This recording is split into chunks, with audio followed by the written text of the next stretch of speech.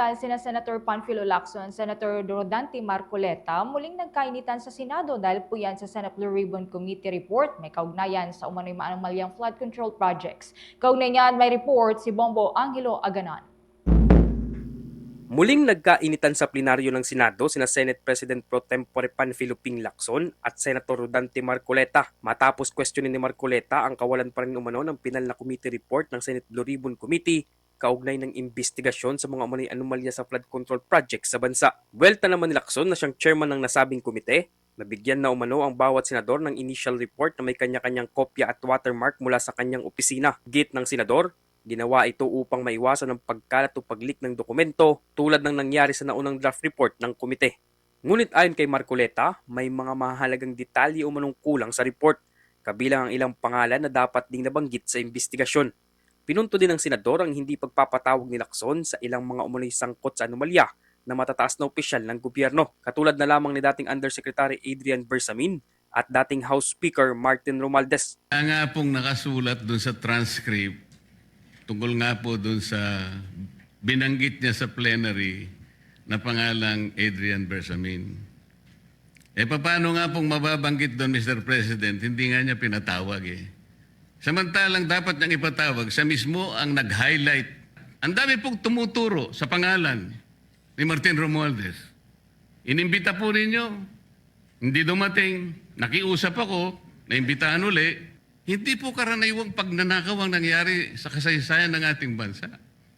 Hindi po ba ninyo naiisip, mismong kabang bayan ang tumagilid, pagkatapos magtatago kayo sa prinsipyo o doktrina ng interparliamentary courtesy? Samantala, mas uminit lalo ang naging sagutan ng dalawang mambabatas nang maungkat ang umunay paratang ng ilang senador, kabilang si Lacson, na isa umanong pro-China si Marcoleta. Sa parehong sesyon, sinabi ni Marcoleta na magpapatawag raw siya ng pagdinig sa Marso 12, kaugnay ng usapin sa West Philippine Sea at hangganan ng teritoryo ng Pilipinas sa pinagtatalo ng karagatan, kung saan kabilang sa iimbitahan ng mga kinatawan ng National Mapping and Resources Information Authority o NAMRIA, Philippine Coast Guard at Philippine Navy, pati rin si dating Supreme Court Justice Antonio Carpio. Ngunit ayon kay Senator Erwin Tulfo, chairman ng Senate Committee on Foreign Relations, hindi makakadalo ang mga inimbitahang ahensya at personalidad.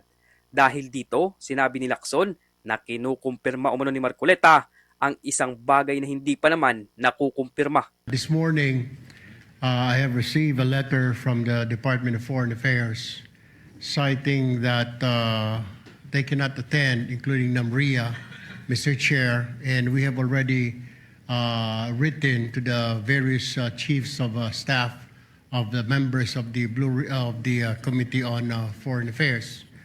They cited, including NAMRIA, that they cannot attend because of the fact that it is a matter of national security, Mr. President. In other words, Mr. President, the gentleman from Pampanga and Tarlac is confirming something that is not confirmed.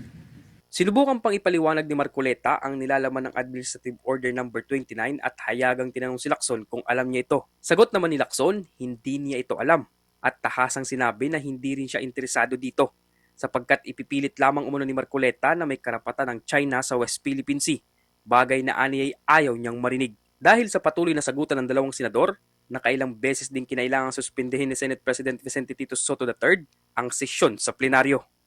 At yan ang ulat mula dito sa Senado. Ako si Bombo Angelo Aganan and this is Bombo Radio Philippines, the #1 and most trusted source of news and information. Basta Radio, Bombo! For the most trusted source of news and information, visit our website at www.bomboradio.com. Follow us on Bombo Radio mobile app, Facebook, YouTube, TikTok, and X, formerly Twitter. Like, share, and stay connected. Anytime, anywhere.